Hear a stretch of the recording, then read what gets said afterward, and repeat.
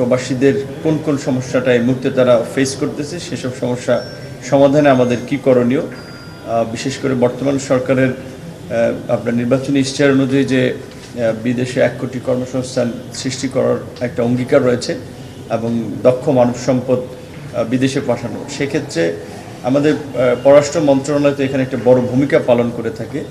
যে দেশগুলোতে আমাদের শ্রমবাজার সংকুচিত হয়েছে সেটাকে কিভাবে সম্প্রসারণ করা যায়, যে দেশে আমাদের শ্রমবাজার বন্ধ আছে সেটাকে কিভাবে চালু করা যায়, এবং বিশেষ করে আমাদের যে সমস্ত দেশে যাওয়ার ক্ষেত্রে এখানে ভিসা সেন্টার নাই, কনসুলার সুবিধা নাই, ইন্ডিয়া হয়ে যেতে হয়, সেখানে ঢাকায় কিভাবে সেবাটা আমরা আমাদের বাংলাদেশিদের জন্য নিশ্চিত করতে পারি বিএফএস এর মাধ্যমে, সেই বিষয়গুলো আলোচনা হয়েছে।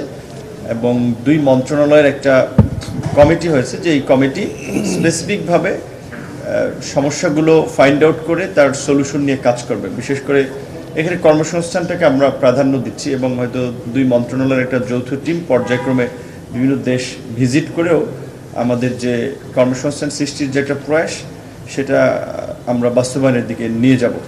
এবং বিশেষ করে আমাদের চলমান কয়েকটি ইস্যুর মধ্যে একটা তো আছে যে মালয়েশিয়া দীর্ঘদিন ধরে বন্ধ আছে, আশা করি সেটা প্রধানমন্ত্রীর সফরের মধ্যে দিয়ে একটা সুযোগ তৈরি হবে। এছাড়া থাইল্যান্ডেও সহ প্রায় 18টি দেশে আমরা 18টি এমইউ পাঠিয়েছি, যেগুলো স্বাক্ষরের জন্য আমরা অপেক্ষা আছি। তো যেহেতু এই কাজটা পররাষ্ট্র মন্ত্রণালয়ের মাধ্যমেই সম্পন্ন হয়ে থাকে, এই বিষয়গুলো নিয়ে আলাপ আলোচনা হয়েছে।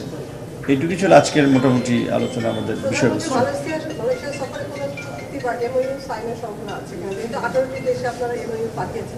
এটা তো হচ্ছে প্রধানমন্ত্রী তো 2টো দেশে যাচ্ছেন, মালয়েশিয়া এবং চীন। চীনের সাথে আমাদের ধরেন শ্রমবাজারের সম্পর্কটা কম, সেটা বাণিজ্যিক এবং কূটনৈতিক সম্পর্ক, বাট মালয়েশিয়া আমাদের একটা দ্বিতীয় শ্রমবাজার, সেখানে গেলে অবশ্যই তো শ্রমবাজারের ইস্যু থাকবে এবং আমাদের ব্যবসা বাণিজ্য সহ অন্যান্য বিভিন্ন ক্ষেত্রে তো একটি সরকার প্রধান গেলে এমইউ হয়।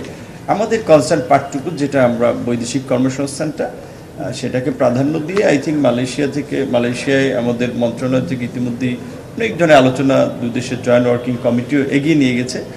এখন প্রধানমন্ত্রী গেলে আশা করি সেটা আরও ত্বরান্বিত হবে। Thank you. একটি প্রশ্ন রাশিয়া নিয়ে আমরা দেখলাম রাশিয়া সফর করেছেন, 1 লাখ লোক সেখানে পাঠানো করা হয়েছে, কিন্তু আমরা এখন জানি যে অনেক লোক সেখানে নিয়ে তাদেরকে যাচাই বাছাই করে ভিসার কথা বলে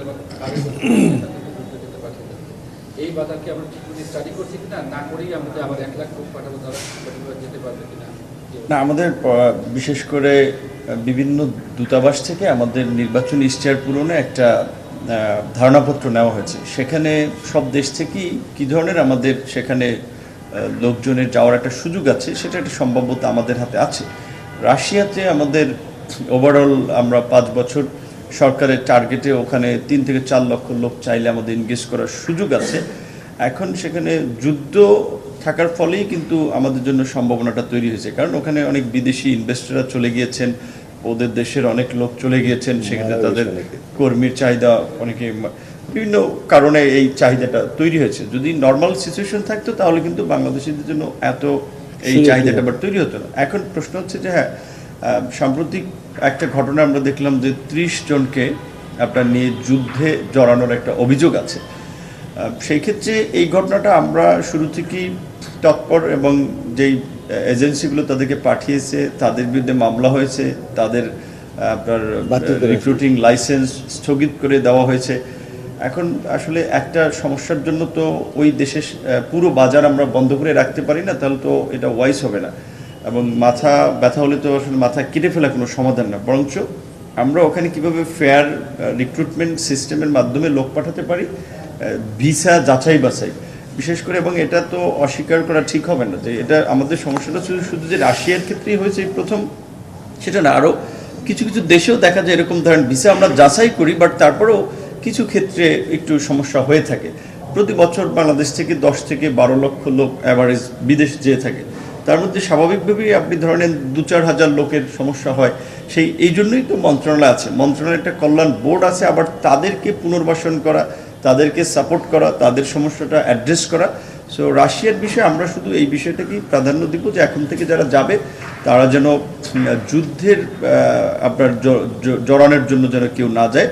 আর আমাদের এখান থেকে যারা যাবে তারা অবশ্যই ওয়ার্কিং ভিসা, সেটা ওখানকার দূতাবাস আমাদের বিএমইটি তারা যাচাই বাছাই করে এনশিওর হবে। একই সাথে আপনারা জানেন যে আমাদের এখানে লাওস, কম্বোডিয়া, ভিয়েতনামেও এরকম কিছু ঘটনা মাঝে মাঝে ঘটে যে প্রতারণার শিকার স্ক্যাম।